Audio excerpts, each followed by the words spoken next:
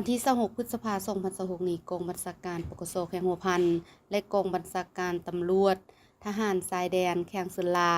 แห่งสาธารณรัฐสังคมนิยมเวียดนามได้จัดกองประชุมสรุปเวียกงาน6เดือน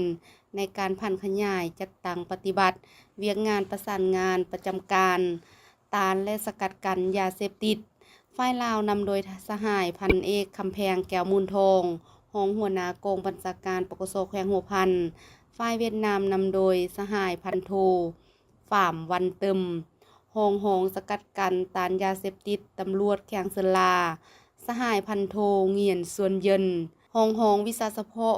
ทหารชายแดนแขวงเซลามีบรรดาสหายจากกองบัญชาการปกสเมืองที่มีชายแดนติดจอดกับแขวงเซลาตลอดหอดนายและพลตำรวจทหารชายแดนเขาห่วมในกองประชุมครั้งนี้ทั้งสองกองบัญชาการตำรวจลาวเวียดนามได้พัดเปลี่ยนกันขึ้นรายงานสภาพการที่ผลเด่นภายในแข้งเป็นต้นแม้นการจัดตั้งปฏิบัติเวียกงานประสานงานตานและสกัดกั้นยาเสพติดที่เรียบตามชายแดน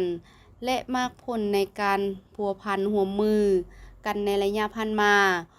ของสองกองบัญชาการโดยเฉพาะอาชญากรรมยาเสพติด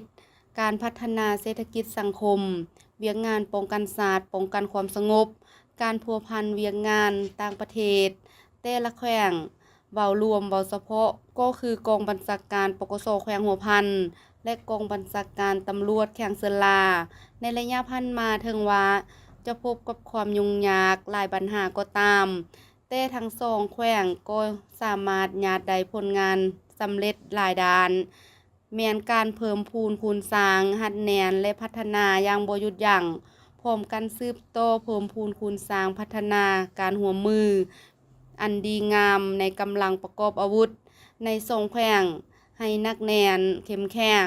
ประสานสมทบเวียกงานโฆษณาศึกษาอบรมให้ดีขึ้นอย่างบ่หยุดยั้งแน่ใส่ยกสูงสติความรับผิดชอบความรับรู้ความเข้าใจของพนักงานนักรบทั่วกำลังประกอบอาวุธและประชาชนให้มีความเข้าใจอย่างลึกซึ้งกว่าเก่าเกี่ยวกับการพัวพันแบบพิเศษและการหัวมือหอบดานระหว่างสองสารลาวเวียดนามโดยเฉพาะแม่นหัวพันเซลาให้เจริญงอกงามยิ่งขึ้นเพิ่มทวีประสานสมทบแลกเปลี่ยนข้อมูลข่าวสารเกี่ยวกับสภาพการเรียบตามชายแดน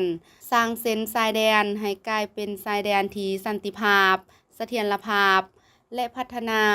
สร้างเงินไขอำนวยความสะดวกให้แก้บรรดากลุ่มบานที่มีชายแดนติดจอดกันได้มีการพัวพันแลกเปลี่ยนสภาพการและช่วยเหลือซึ่งกันและกันในทุกด้าน